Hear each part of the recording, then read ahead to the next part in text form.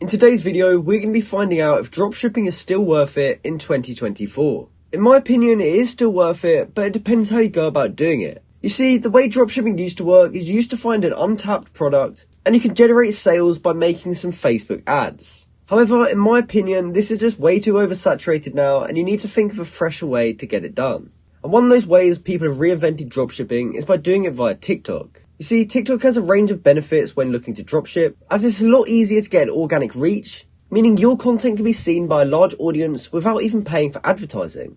Because TikTok's all about short form and engaging videos as well, this means if we use creative product demonstrations, influencer partnerships, as well as trending sounds, we can be effective in capturing attention and hopefully driving sales. Now, as well as changing the platform, I think changing the product can be really beneficial as well.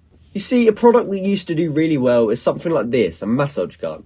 However, nowadays, people kind of know what dropshipping products are, meaning they probably know that this item's going to take a while to come, which means they'll be put off buying and they can just go to Amazon to find a better deal. So this means that dropshipping is still worth it in 2024, but some of the strategies that people use might not work anymore because they're just way too oversaturated.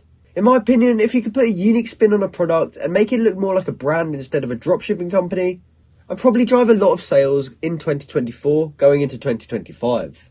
So this has been my video answering the question, is dropshipping worth it in 2024? I hope you found this video helpful and thanks for watching.